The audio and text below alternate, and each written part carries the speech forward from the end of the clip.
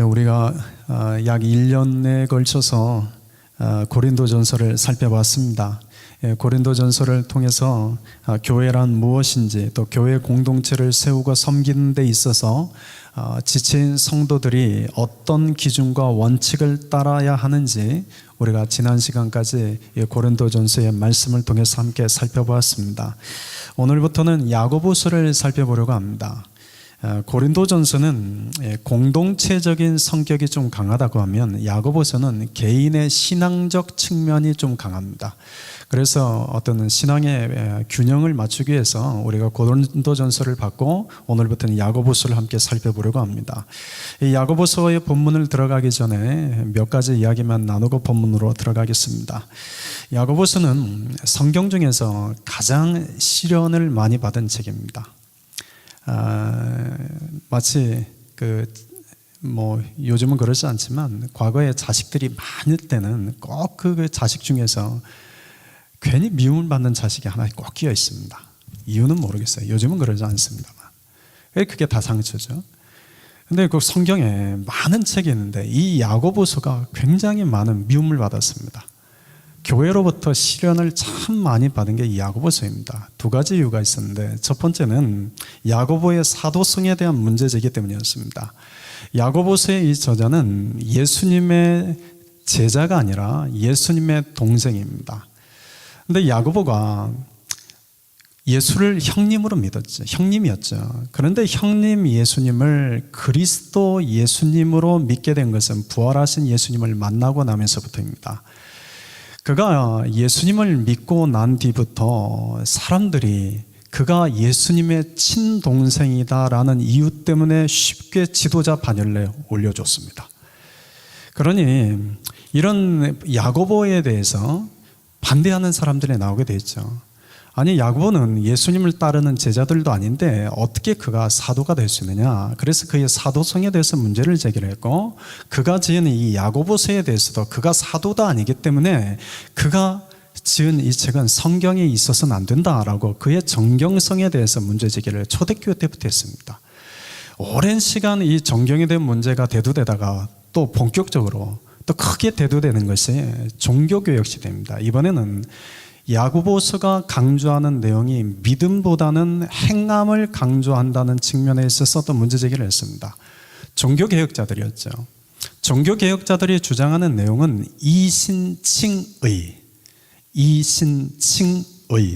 말은 믿음으로써 의롭다 칭함을 받는다라는 교리죠.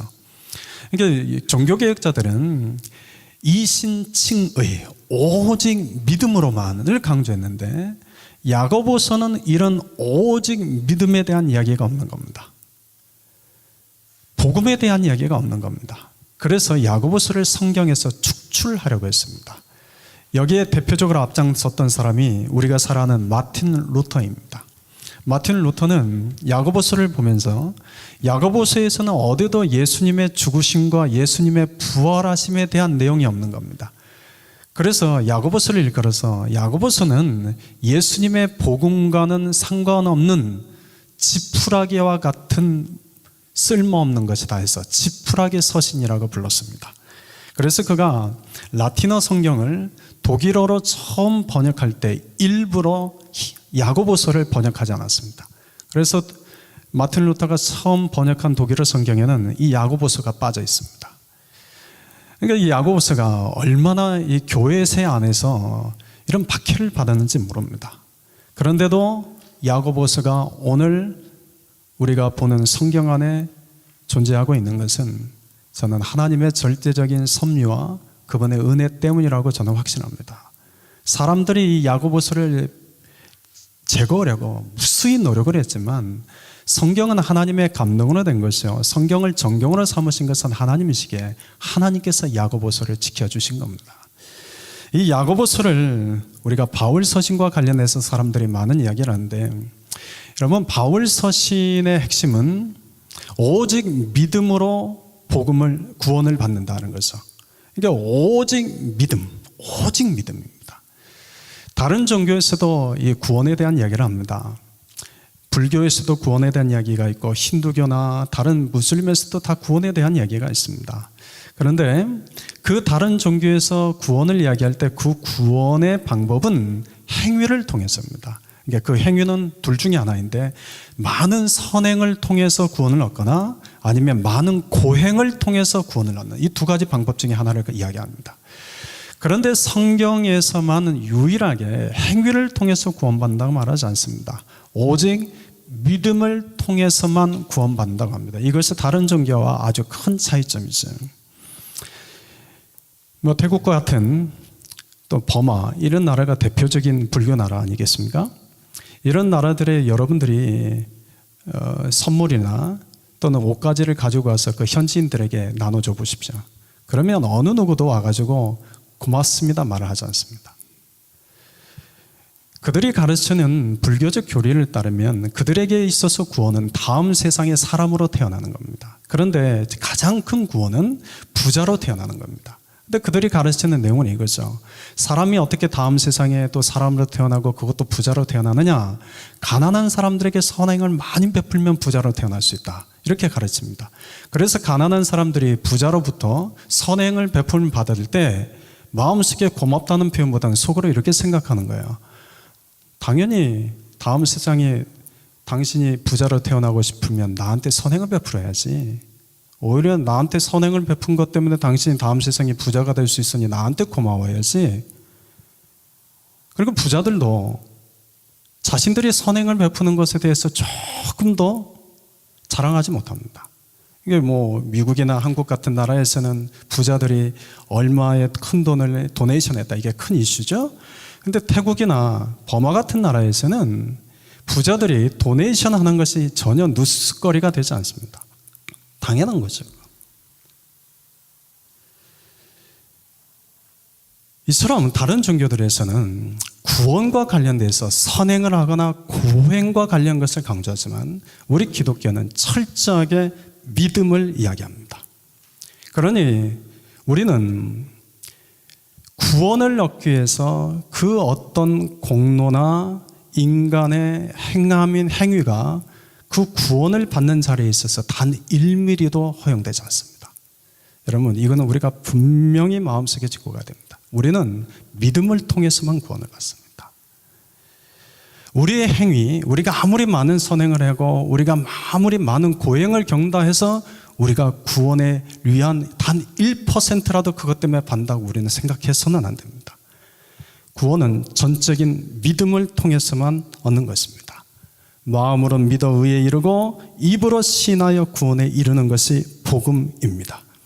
그런데 이런 이신칭의의 구원론적인 입장에서 보면 야고보서는 행함을 강조하기 때문에 비복음적인 것처럼 여겨집니다.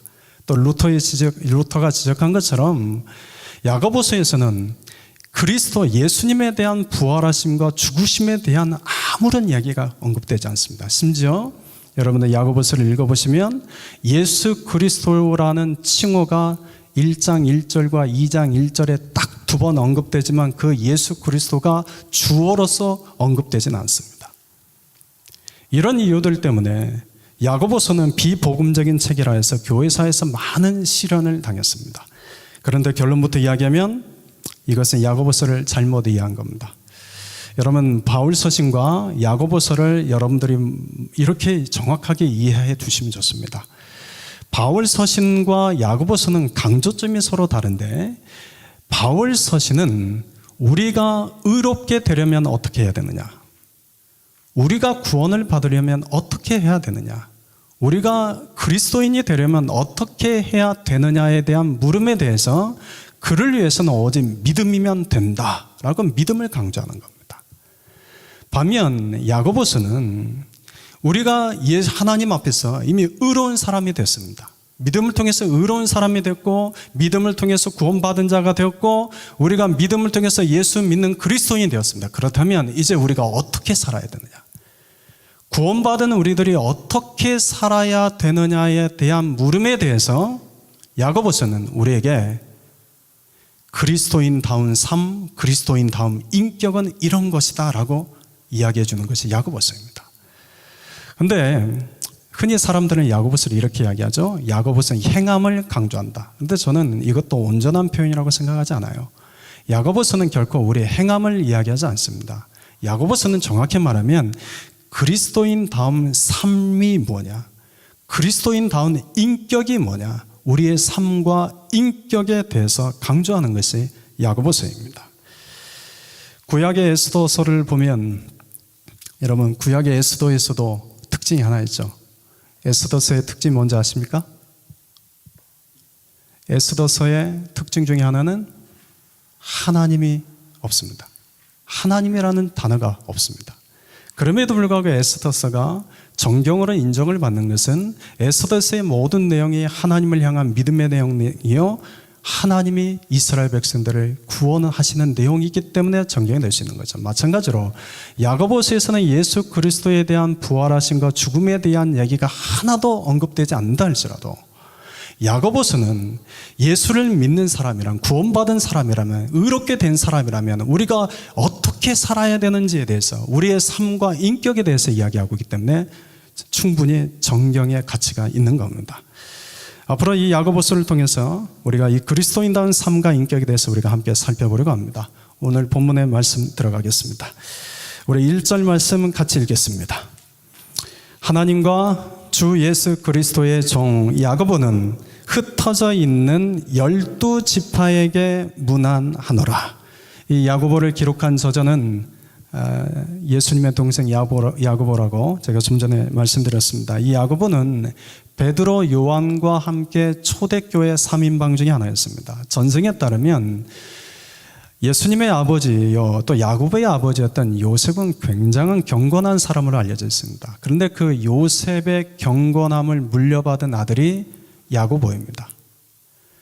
이 야고보는 예수를 믿는 믿음과 함께 아버지로부터 물려받은 경건의 삶이 그의 몸에 배어있는 사람이었습니다. 그래서 그가 얼마나 경건한 삶을 살았던지 야고보 하면 상징적으로 이야기하는 단어가 있습니다.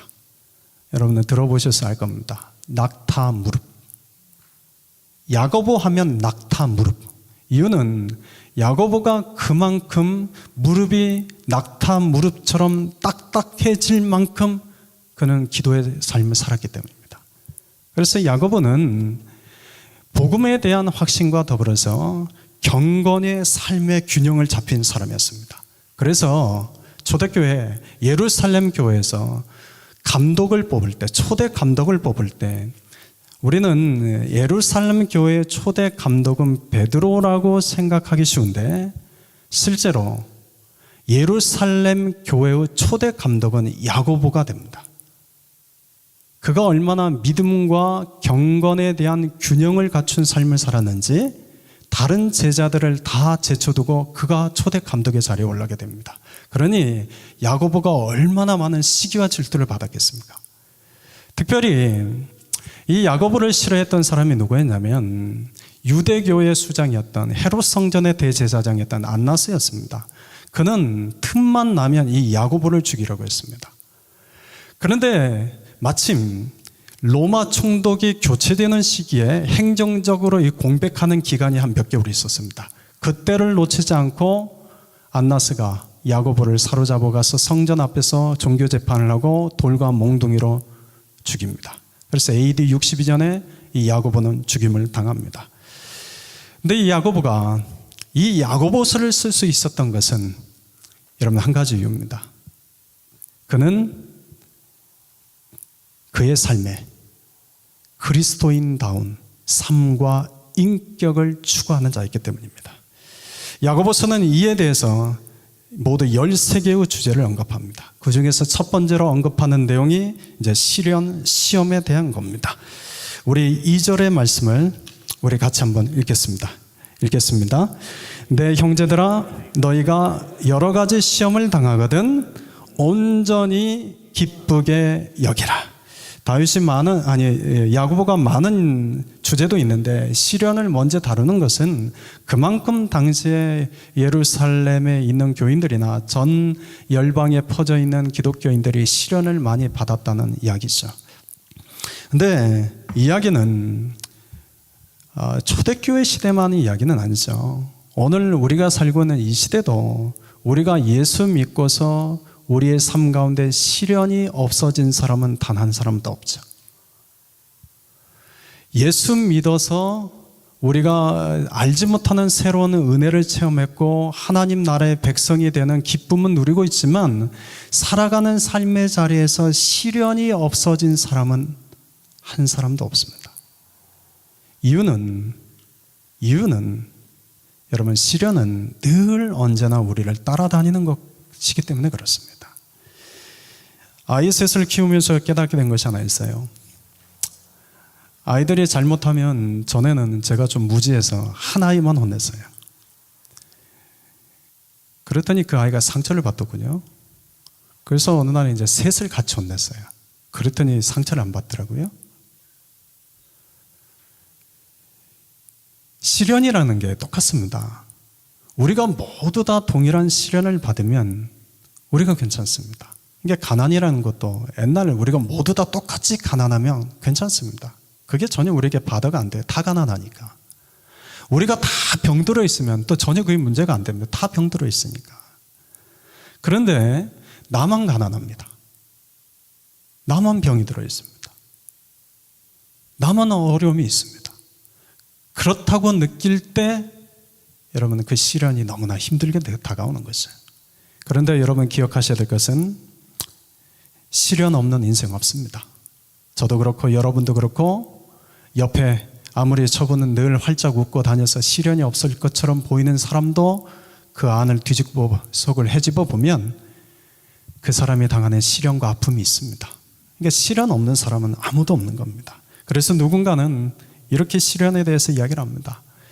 시련은 내가 물리치고 내가 몰아내야 할 대상이 아니라 시련은 내가 걸어가야 할 인생의 동반자와 같다. 이제 그 말의 의미는 이게 꼭 맞는 말은 아닌데 그래도 무시할 수 없는 말입니다. 왜냐하면 우리에게는 늘 시련이 함께 따라다니기 때문이죠. 어떤 사람이 너무나 삶이 힘들었습니다. 여러분 중에도 그런 생각하신 분이 있을지 모르는데 사람이 너무 힘들면 때로는 잠을 잘 때 이런 기도를 한다 하더군요. 하나님, 내일 아침에는 제발 제 눈이 안 떠지게 해주십시오. 오죽 힘들면 그런 기도를 하고 잠을 자겠습니까? 그런데 그분이 잠을 자다가 꿈을 꿨어요. 꿈을 꿨는데 푸른 하늘 아래 넓은 들판이 펼쳐져 있는데 자기가 그 들판을 걷고 있는 것을 꿈을 꾼 거예요. 근데 이 꿈이 얼마나 좋든지 그리고 지금 내가 처한 상황이 너무나 얼마나 힘들었든지 이 꿈을 꾸면서도 이렇게 생각하는 거예요. 이 꿈 안 깼으면 좋겠다. 이 꿈에서 안 깼으면 좋겠다. 그리고 너무나 이 기쁜 마음으로 이렇게 들판을 걷는데 큰 나무가 하나가 보이는 거예요. 그래서 나무 쪽을 향해서 걸어갔는데 그 나무 아래에 큰 책이 하나 놓여 있는 거예요. 그래서 저 책이 무슨 책이지? 하고 가까이서 딱 가서 보니까 제목이 시련을 극복하는 비법.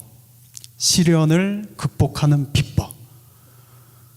그래서 이분이 꿈에서라도 야, 하나님이 나에게 뭔가 비법을 알려주라고 이 꿈 꾸기 하시는가 보다. 꿈에서.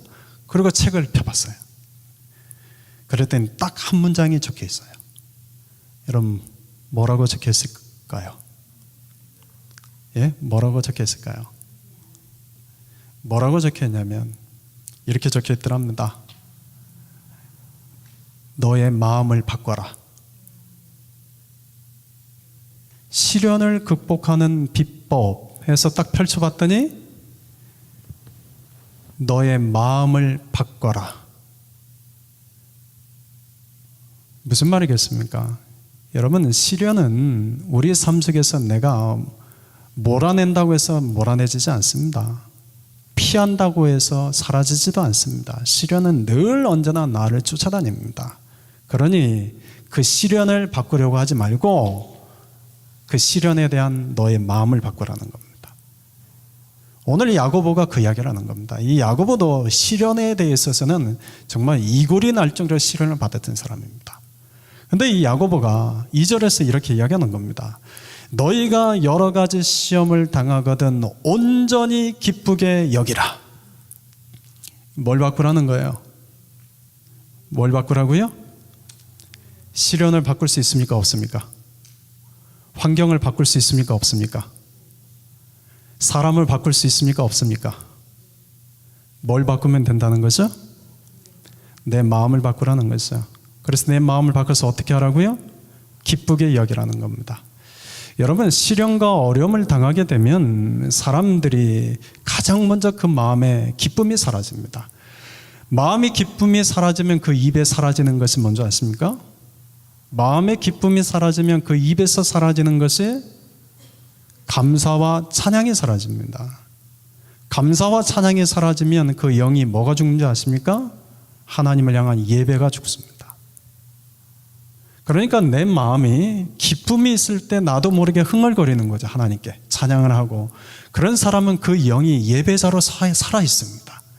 그런데 내 마음에 기쁨이 없으면, 내 마음에 기쁨이 없고 내 마음에 죽을 맛이라고 사람들이 죽겠다, 힘들다, 이 마음만 내 안에 가득 차 있으면 사람의 그 입에서 나오는 말은 감사와 찬양이 아닙니다. 그래서 예배 드리러 가는 자리에서도 내가 온전한 하나님께 예배를 드리지 못하는 것이죠. 시험을 당하거든 온전히 기쁘게 여기라.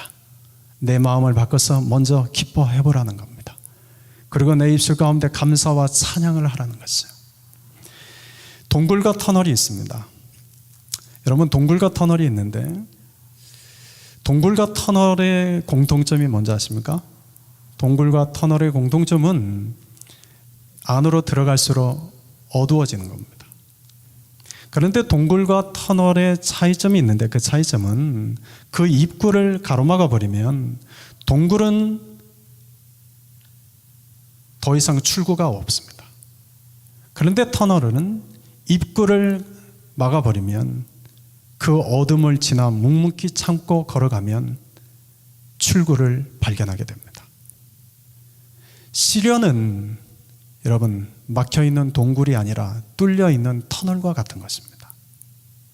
그러니까 시련은 동굴처럼 막혀있는 것이 아니라 뚫려있는 터널입니다. 그래서 우리가 시련을 당할 때 그 시련 앞에서 우리는 기쁘게 여기면서 믿음으로 묵묵히 그 시간들을 견뎌내면 하나님께서 그 출구를 발견하게 해주시는 겁니다.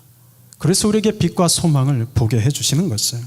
무엇보다도 여러분 좋은 소식이 이겁니다. 시련에 대한 가장 좋은 소식은 하나님의 말씀인데, 여러분 고린도전서 13장 10절 말씀 우리 같이 한번 읽어봅시다. 사람이 감당할 시험 밖에는 너희가 당한 것이 없나니 오직 하나님은 미쁘사 너희가 감당하지 못할 시험 당함을 허락하지 아니하시고 시험 당할 즈음에 또한 피할 길을 내사 너희로 능히 감당하게 하시느니라. 아멘. 우리가 당하는 모든 시련은 우리가 감당할 수 있는 것만 허락하신다는 겁니다. 감당하지 못할 시련은 결코 허용하지 않으십니다. 이유는 하나입니다. 하나님은 미쁘사 신실하신 하나님이시기 때문에 그렇습니다. 그러면 여러분 내 삶 가운데 어려움이 다가올 때 모르죠. 요즘 여러분에게 그런 어려움이 다가오고 있는지도 모르죠. 우리에게 다가오는 어떤 시련 앞에서 이 시련은 도저히 내가 감당할 수 없다. 이 시련은 내가 도저히 감당할 수 없다 라고 여겨지는 것이 있다면 여러분 다시 생각해 보십시오. 하나님은 감당할 수 있는 시험만 우리에게 허락하신다고 했는데 이 하나님의 말씀이 틀렸든지 아니면 내 생각이 잘못된 것이죠. 여러분 뭐가 잘못된 것이겠습니까? 하나님의 말씀이 잘못된 것일까요? 내 생각이 잘못된 걸까요? 하나님의 말씀이 잘못될 리가 없죠. 내 생각이 잘못된 거죠. 하나님은 우리에게 막혀있는 동굴과 같은 시련을 주시지 않습니다. 언제나 뚫려있는 터널과 같은 시련을 우리에게 주십니다. 하나님은 우리에게 감당하지 못할 시련 주시지 않습니다. 하나님은 우리에게 감당할 수 있는 시련만 주십니다. 그러니 여러분 나에게 다가온 그 시련 앞에서 이 시련 어떻게 견뎌내지? 어떻게 이겨내지? 한숨 푹 쉬기 전에 이렇게 한번 생각해 보십시오. 하나님이 나를 그래도 괜찮게 생각하시나 보네. 이런 시련 내가 감당할 수 있다고 믿으시니까 이 시련 주신 거 아닌가? 여러분 그 시련 앞에서 여러분 이렇게 한번 이야기해 보십시오. 하나님이 왜 우리에게 이런 시련을 허락하실까? 여러분 3절의 말씀에 그 이유가 나옵니다. 우리 3절 읽겠습니다. 이는 너희 믿음의 시련이 인내를 만들어내는 줄 너희가 알미라. 야고보 사도에게 우리가 묻는다고 합시다. 야고보 사도님, 이 세상에서 경험하는, 이 세상에서 당하는 그 모든 시련은 뭐라고 정의할 수 있습니까? 라고 물으면 야고보 사도는 이렇게 답변해 줄 것입니다. 우리가 당하는 모든 시련은 믿음의 시련이야 라고 대답할 겁니다. 우리에게 다가오는 그 시련이 어떤 것이든 여러분 그 모든 시련은 믿음의 시련입니다. 하나님이 시련을 통해서 우리의 믿음을 다루시는 겁니다.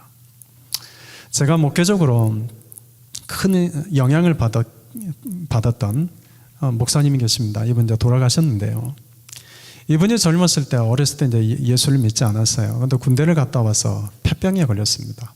그때 옛날에는 폐병에 걸리면 그때 당시에는 그냥 병원에 입원하면 죽을 날을 기다렸다고 그러더라고요.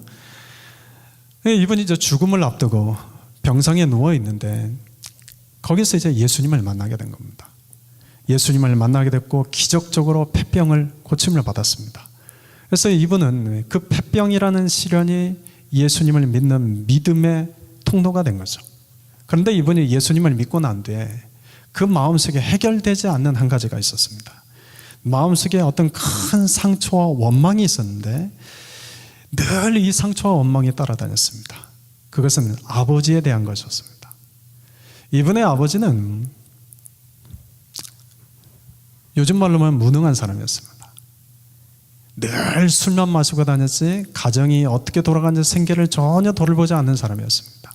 그런데 이 어머니는 그래서 이 가정을 생계를 지기 위해서 매일 남의 밭일, 밤이면 바느질 일, 심지어 자신의 머리카락을 잘라서 팔아서 아이 먹거리를 챙겨주는 그런 엄마였습니다.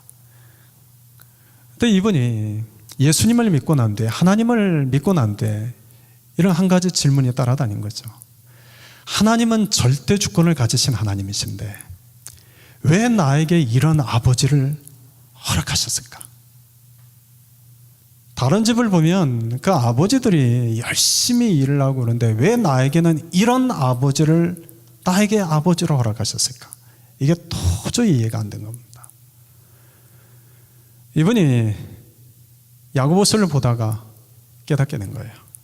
오늘 본문의 말씀 2절에 너희가 여러 가지 시험을 당하거든 온전히 기쁘게 여기라. 이 말씀을 보다가 생각한 거죠. 나는 아버지에 대해서 늘 원망만 하고 미워만 했지 단 한 번이라도 그런 아버지에 대해서 기쁘게 여긴 적이 있을까? 생각해 본 거예요.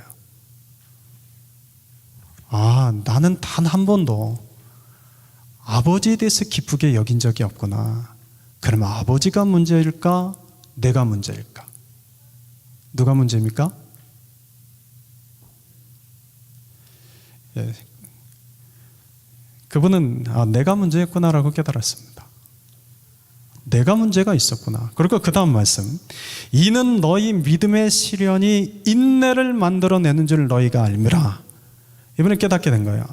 나의 믿음의 시련을 위해서 그런 아버지를 나에게 허락하셨구나. 그 아버지를 나에게 주신 것은 나의 이 믿음의 시련을 위해서였구나 라고 깨닫게 된 겁니다. 그 순간 이분이 새로운 것을 깨닫게 됐어요. 뭐냐면 내 아버지가 무능력한 술 주중뱅이로 살았던 이유는 결국 나 때문에 그랬구나 라고까지 깨닫게 된 겁니다. 전에는 왜 내 아버지는 이런 무능한 아버지였을까라고 늘 미워하고 원망만 했었는데 야고보서의 이 말씀을 묵상하다가 아버지에 대해서 자세히 깨닫게 된 것은 하나님이 나의 이 믿음의 시련을 위해서 내 아버지를 저렇게 무능한 아버지가 되게 하신 거였구나. 술주정뱅이 아버지가 되게 하신 거였구나. 그게 깨달아지는 순간 눈에서 눈물이 왈칵 쏟아지죠. 그래서 이분이 그 다음부터 이렇게 이야기하는 거예요. 전에는 아버지가 믿고 원망스러웠는데 그날 이후 아버지가 너무 감사하고 이제는 아버지에게 미안했다. 여러분, 나를 힘들게 하고 괴롭게 하는 일, 또 나를 아프고 절망스럽게 하는 사람, 또 내 삶 어딘가에 나를 원망하게 만들고 내게 미움을 갖게 했던 사건들, 그런 일들 많죠? 여러분, 그런 것들을 보면서 단 한 번이라도 기쁘게 여긴 적이 있으십니까? 여러분, 마음속에 한번 생각해 보십시오. 지금 나를 지금 제일 힘들게 하고 나를 제일 괴롭히게 하는 어떤 사람이나 사건이 지금 나에게 있다면 여러분, 그걸 다시 한번 생각해 보십시오. 하나님이 감당할 수 있을 만한 것만 나에게 허락하시는데, 그걸 나에게 감당할 수 있다고 믿으시기에 나에게 그걸 허용하신 것인데, 나는 단 한 번이라도 기쁘게 여긴 적이 있는가? 기쁘게 여긴 적 있으십니까?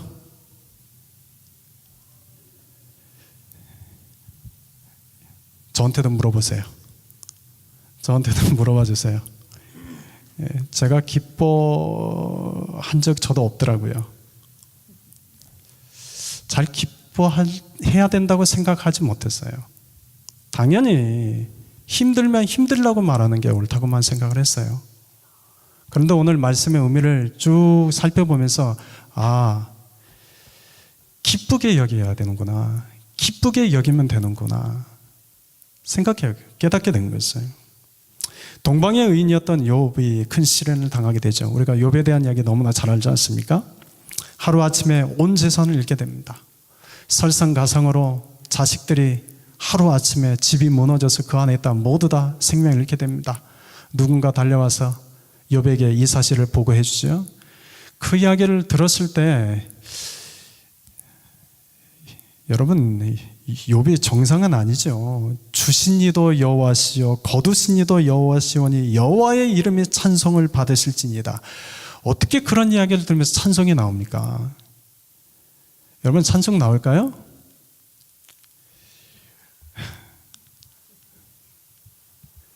찬송 나오기 쉽지 않아요. 어떤 부부가 있는데 이 아내분이 믿음이 너무 좋았어요. 되게 그렇죠. 아내분이 믿음이 좋죠. 남편은 믿음이 별로 안 좋죠. 되게 우리 교회 빼고. 근데 남편분들이 믿음이 안 좋은데 이 아내분이, 남편이 교통사고를 났네요. 그러니까 남편이 전화를 했어요. 아내보고, 여보 나 교통사고 났어. 그러니까 아내분이 할렐루야 그러는 거예요. 그러니까 남편이 그 아내에 대해서 뭐라고 말했겠어요? 당신 참 믿음 좋네 이렇게 말했을까요? 그렇죠. 이게 반응이죠. 이게 일반적인 세상적인 반응이죠. 그런데 지금 욥이 지금 그렇게 하고 있는 겁니다. 재산을 다 잃었어요. 자식 7을 다 잃었어요. 그런데 주신 이도 여호와시요 거두신 이도 여호와시오니 여호와의 이름에 찬송을 받으실지니이다. 정상이 아니죠. 사람들이 볼 때는. 그런데 욥은 아는 거죠. 하나님이 감당하게 하실 만한 시험이다. 기쁘게 여기자. 욥은 알았던 거죠.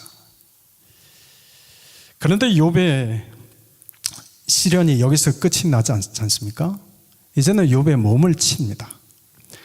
여러분, 사람에게 있어서 가장 중요하게 여겨지는 게 3가지 아닙니까? 자식, 재산, 건강이죠. 나이가 들수록 가장 중요한 것은 뭡니까? 건강이죠. 그런데 젊었을 때는요, 자식하고 재산입니다. 그런데 이 사단도 참 머리가 좋아요. 욥을 먼저 2가지를 치는 거죠. 그리고 마지막에 건강도 쳐버리는 거죠.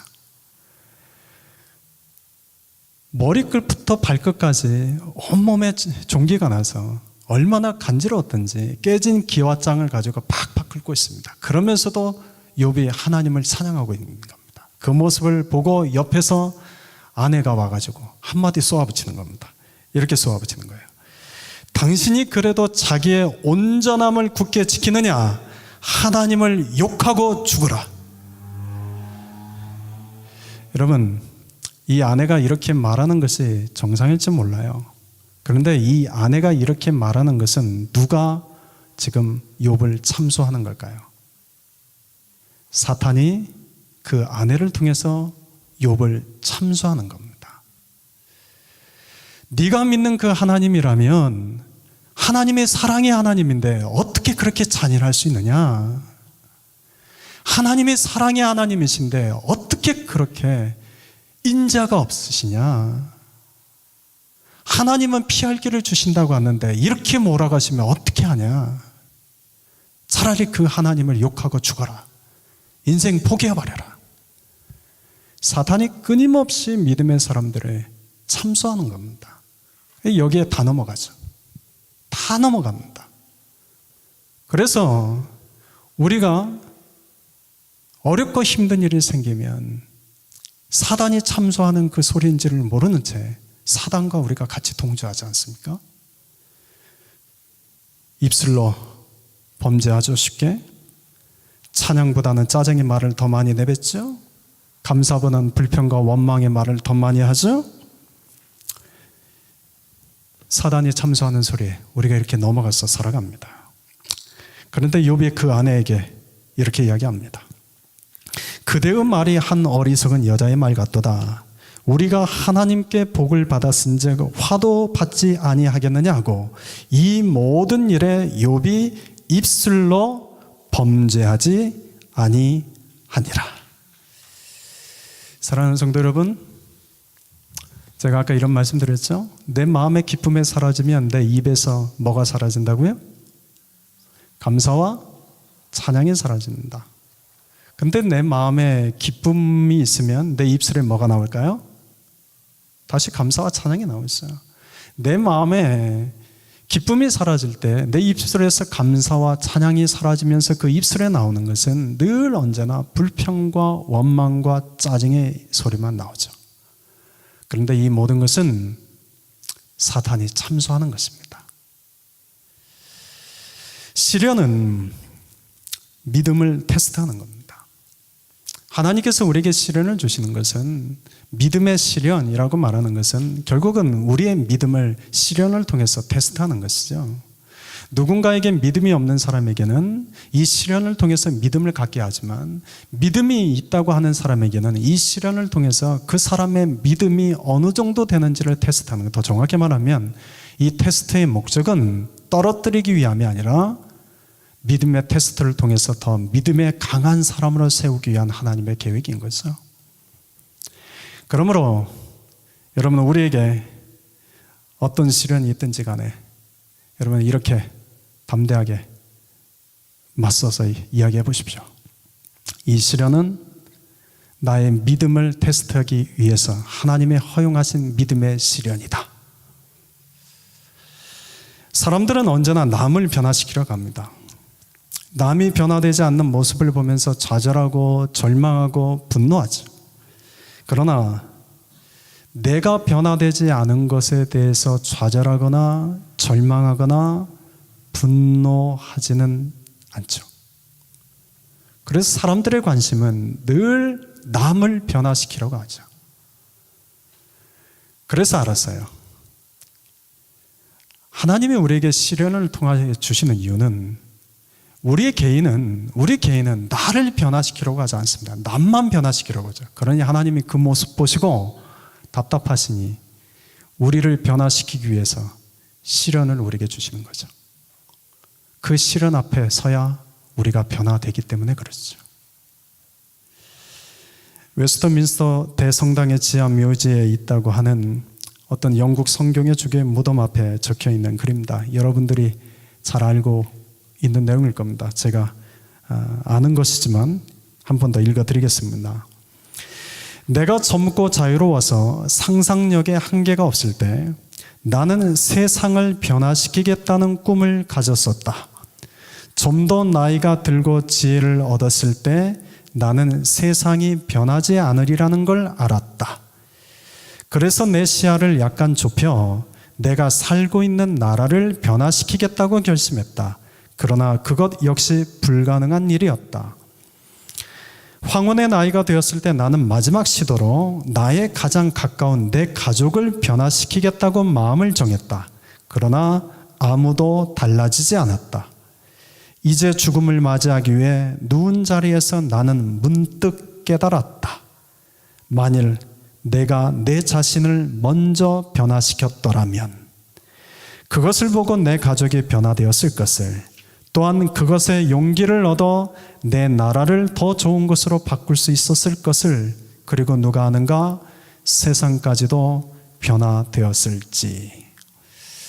여러분, 남을 변화시키려고 하기 전에 내가 먼저 변화되는 것, 이것이 그리스도의 인격입니다.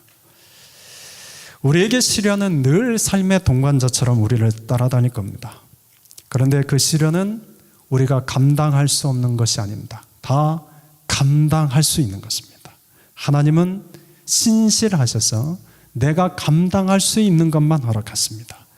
그러므로 여러 가지 시험을 당하거든 그 시련을 바꾸려 하지 말고, 그 환경을 바꾸려 하지 말고, 그 사람을 바꾸려 하지 말고 나의 마음을 바꾸려고 하십시오. 여러 가지 시험을 당하거든 온전히 기쁘게 여기십시오. 그리고 그 하나님이 그 시련을 허락하신 것은 그 시련을 다루셔서 나의 믿음을 세워가고 나의 믿음을 단련하는 것임을 기억하십시오. 그래서 모든 시련은 믿음의 시련입니다. 남을 변화시키는 것이 아닙니다. 내가 먼저 변화되는 것입니다. 하나님은 이 시련을 통해서 나를 먼저 변화시키십니다. 나의 변화로부터 시작하는 그 삶이 그리스도인의 인격이요, 나로부터 변화되고자 하는 그 삶을 살아가는 자가 그리스도인의 인격을 갖고 살아가는 사람입니다. 저와 여러분 모두 이 믿음의 시련을 통해서 그리스도인다운 삶과 인격을 갖추는 자들이 될 수 있기를 주님의 이름으로 축원드립니다. 기도하겠습니다. 이 시간 우리 함께 기도합시다.